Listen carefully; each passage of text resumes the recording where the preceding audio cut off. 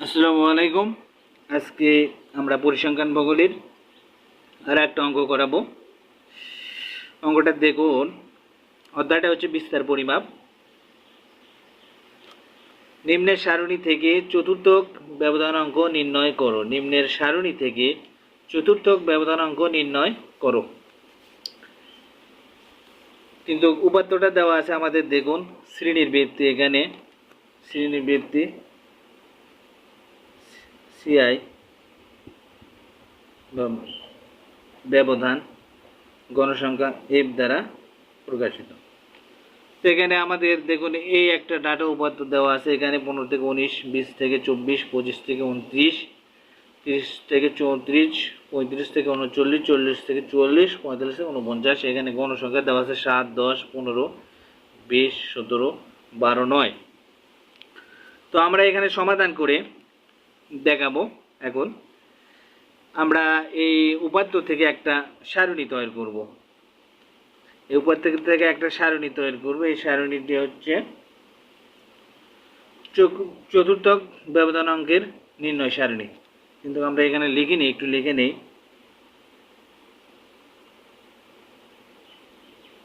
চতুর্থক ব্যবধান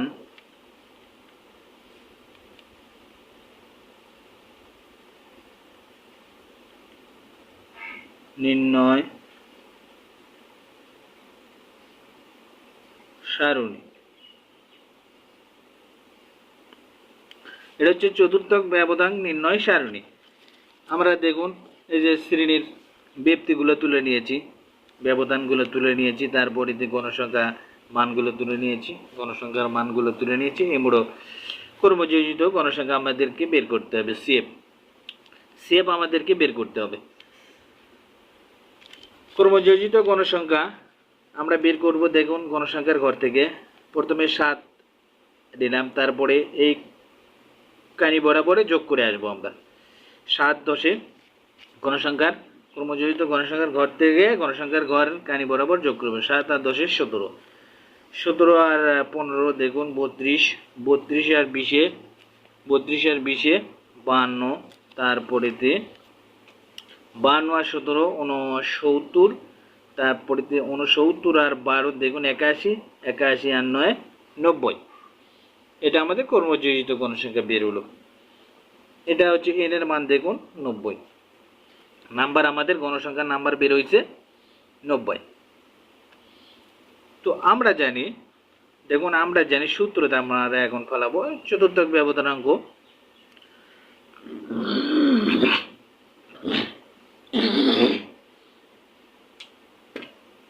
চতুর্থক ব্যবধানাঙ্ক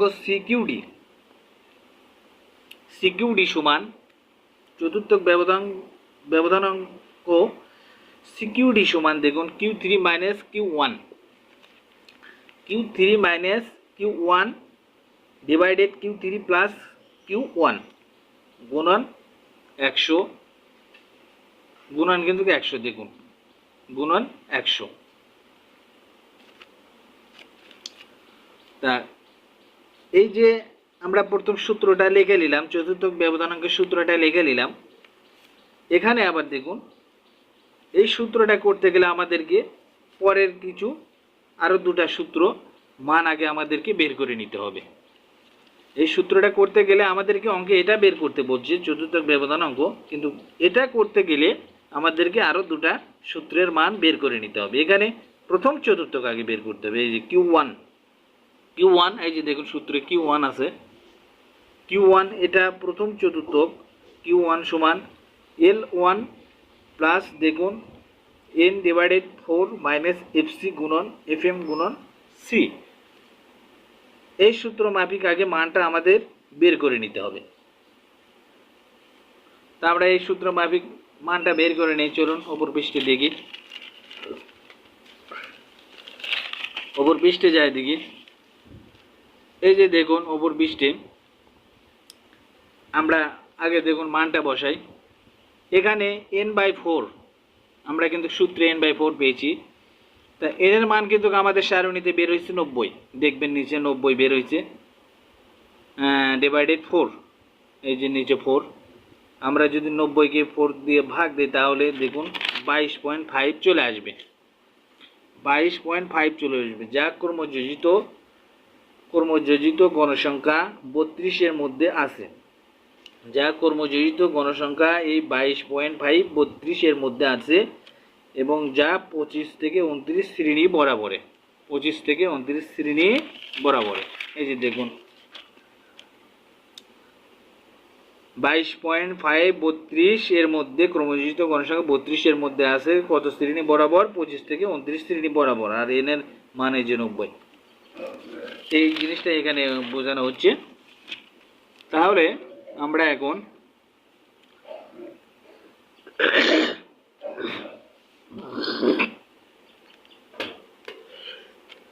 এখানে দেখুন,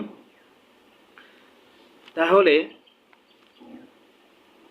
প্রথম চতুর্থক শ্রেণী হচ্ছে 25 মাইনাস 29, L1 সমান, অতএব L1 সমান প্রথম চতুর্থক শ্রেণীর নিম্ন সীমা 25, এই 25 প্রথম চতুর্থক শ্রেণীর নিম্ন সীমা হবে 25, এই যে 25।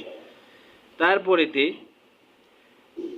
এফসি যেটা কর্মযোজিত গণসংখ্যা পূর্বের গণসংখ্যা কত, কর্মযোজিত এফসি যেটা, এই যে এফসি যেটা কর্মযোজিত গণসংখ্যার পূর্বের গণসংখ্যা, দেখুন আমাদের 17, এখানে আমরা 17 পূর্বের গণসংখ্যাটি দেখুন, এই যে কর্মযোজিত গণসংখ্যার পূর্বের গণসংখ্যার এই যে 17, ঠিক আছে, আমরা 17 পেলাম।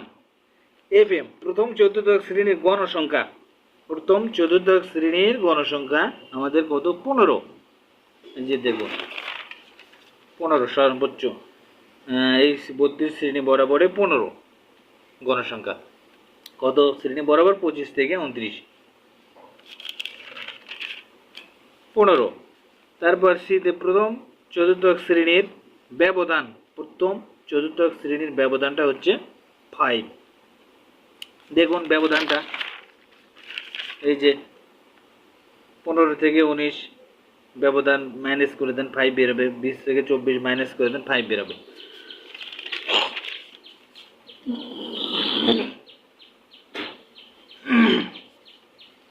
এটা হচ্ছে আমাদের ব্যবধান। আমরা এখন মানগুলো বসিয়ে দেব,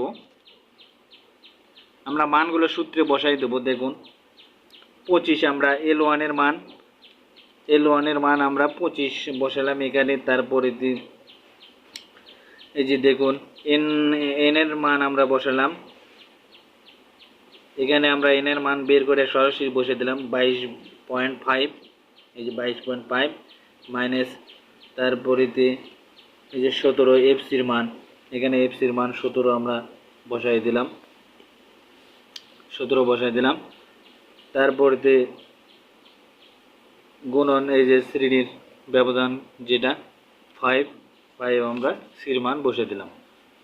এখন আমরা দেখুন মান বসে দেওয়ার পরে 25 যোগ 22.5 তাই 17 মাইনাস করে দিলে আমাদের 5.5 চলে আসে, ডিভাইডেড 15 গুণন এই যে শ্রেণীর ব্যবধান 5, তারপরে 25 যোগ 5.5 যোগ আমরা 15 তে ভাগ দিই তাহলে এটা চলে আসবে 0.3667 গুণন 5 দিয়ে যদি এটাকে গুণ দেয় তাহলে 1.83 চলে আসবে, যোগ করে দেন 26.83। অতএব নির্ণয় প্রথম চতুর্থক আমাদের বের হলো কত, 26.83। আপনারা এটা কিন্তু মনে রাখবেন, 26.83 বের হলো। আমাদের এটা লাগবে পরে সূত্র যেটা আমাদেরকে অঙ্কে বের করতে বলছে সেখানে বসাই দিতে হবে। তা আমাদের আর একটা মান বের করে নিতে হবে। এখানে দেখুন তৃতীয় চতুর্থক আমরা এখন বের করব, একইভাবে বের করব। তৃতীয় চতুর্থক L1 plus 3n divided 4 minus FC divided FM গুণন সি। আমরা প্রথম চতুর্থকের মতো এটাও মান বসাই দেব। দেখুন এই যে 3 গুণন এন এর মান 90 ডিভাইডেড 4, 3 আর 90 গুণ করে দিলে 270 ভাগ 4। আমরা যদি এটাকে এখন ভাগ দিই 67.5, যা কর্মযোজিত গণসংখ্যা 69 এর মধ্যে আছে 35 থেকে 39 শ্রেণী বরাবর, 35 থেকে 39 শ্রেণী বরাবর 69 মধ্যে আছে 67। এই যে দেখুন 69 ক্রমযোজিত গণসংখ্যা 69 কত শ্রেণী বরাবর? 35 থেকে 39 শ্রেণী বরাবর আছে। তাহলে এর নিম্ন সীমাটা আমাদের দেখুন এখানে তৃতীয় ও চতুর্থ শ্রেণী 35 থেকে 39, অতএব L1 সমান এর তৃতীয় চতুর্থ শ্রেণীর নিম্ন সীমা হচ্ছে 35। এই যে নিম্ন সীমাটা 35। এফসি ক্রমযোজিত গণসংখ্যা পূর্বের গণসংখ্যা হচ্ছে 52। এই ক্রমযোজিত গণসংখ্যার পূর্বের গণসংখ্যা হচ্ছে 52 আছে। দেখুন 69 আগে 52 আছে ক্রমযোজিত গণসংখ্যা। ঠিক আছে, এই যে 52, আমরা 52 নিলাম। তারপরে এফএম সমান তৃতীয় চতুর্থ শ্রেণীর গণসংখ্যা। এফএম সমান তৃতীয় চতুর্থ শ্রেণীর গণসংখ্যা 17। এই যে 17। তারপরে সি সমান শ্রেণীর ব্যবধান হচ্ছে 5। আমরা এখন মান বসিয়ে দেব।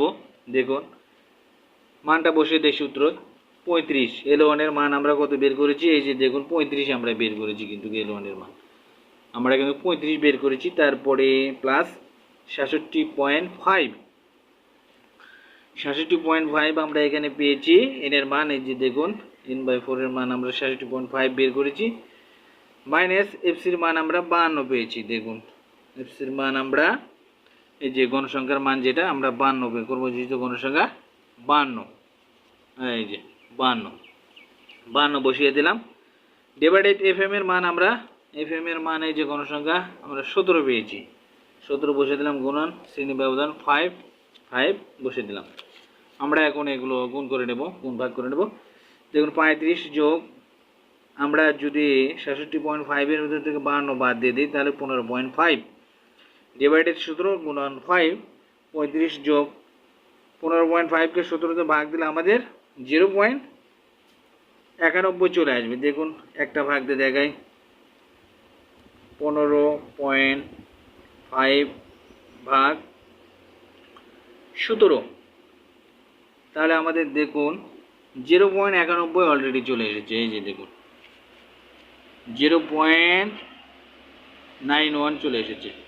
এই যে এখানে দেখুন 0.91 চলে এসেছে, গুণন 5,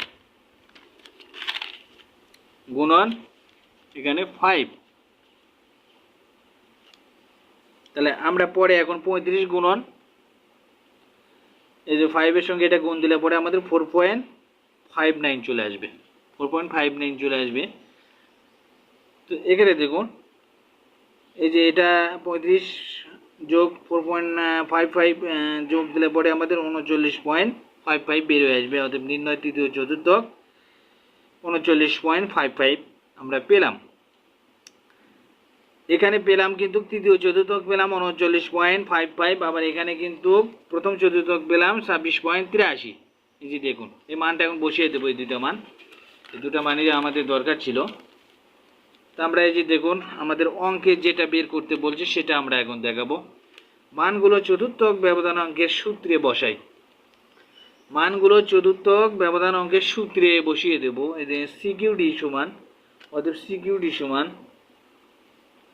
39.5। এই যে দেখুন 39.55 আমাদের কিউ3 মান, কিউ3 মান কিন্তু আমরা সরাসরি কিন্তু আমরা সূত্রে বসে দিয়েছি, এই সূত্রটাতে কিন্তু আমরা সরাসরি বসিয়ে দিয়েছি। এই যে দেখুন এই সূত্রটাতে এখন আমাদের অঙ্ক কিন্তু এটা বের করতে বলছে, ব্যবধান অঙ্ক এটা বের করতে বলছে। এই যে ব্যবধান অঙ্ক সারণীতেও দেখুন এই যে ব্যবধান অঙ্ক বের করতে বলছে। তা এই যে চতুর্থক ব্যবধান অঙ্কের সূত্র হচ্ছে আমাদের এটা, আমরা সরাসরি সূত্র বসিয়ে দিয়েছি, ওখানে আর লিখিনি। Q3 minus Q1 divided Q3 plus Q1 গুণন 100। দেখুন আমরা সরাসরি এখানে সূত্র বসাই দিই। তা আমাদের মান বের হয়েছে, এই যে দেখুন এটা Q1 এর মান 26.83 এবং Q3 মান 39.55। আমরা এখন সূত্র সরাসরি বসে দেবো, আপনাদেরকে দেখিয়ে দিলাম। 39.55 মাইনাস 26.83 ডিভাইডেড আবার নিচে দেখুন Q3 মান 39.55, এখানে এডে নিচে প্লাস আসবে, প্লাস 26.83 গুণন 100। এখন আমরা যদি যোগ দেই, দেখুন আমাদের উপরে মাইনাস করে দেব, নিচে যোগ করে দেব। তা 39.55 মাইনাস 26.83 মাইনাস করে দিলে 12.72 চলে আসে। ডিভাইডেড নিচের দুটো যোগ করে দেবো, 39.55 যোগ 26.83 যোগ করে দিলে 66.38 চলে আসবে। আমরা যদি এটাকে এখন ভাগ দিয়ে দিই, দেখুন একটা আমরা ভাগ দিয়ে দেবো। যদি আমরা ভাগ দিয়ে দিই 12.72 ভাগ 6 একটা কেটে দেন, বেশি উঠেছে একটা, 66.38, তাহলে আমাদের মানটা চলে আসে। দেখুন আমাদের মান এত চলে আসবে, 19.17 চলে আসবে। 12.72 ভাগ 66.38, আমাদের এই মানটা চলে আসবে। দেখুন এটাতে যদি আমরা এটা ভাগ দিই, তাহলে আমাদের এই মানটা চলে আসবে 19.17। অতএব নির্ণয় চতুর্থক ব্যবধানাঙ্ক আমাদের বের হবে 19.17%। 19.17%। এটাই আমাদের এই অঙ্কের রেজাল্ট। এই পর্যন্ত শেষ আজকের ভিডিওটি। তো আমাদের ভিডিওটি টেনে টেনে দেখবেন না, প্রথম থেকে শেষ পর্যন্ত দেখার চেষ্টা করবেন, তাহলে অনেক কিছু শিখতে পারবেন। এবং যদি টেনে টেনে দেখেন তাহলে অনেক কিছুই মিস করে ফেলবেন। আর আমাদের চ্যানেলটি সাবস্ক্রাইব করবেন এবং শেয়ার করে আমাদের ভিডিওগুলো অন্যের কাছে পৌঁছে দেওয়ার জন্য সহযোগিতা করবেন। আসসালামু আলাইকুম।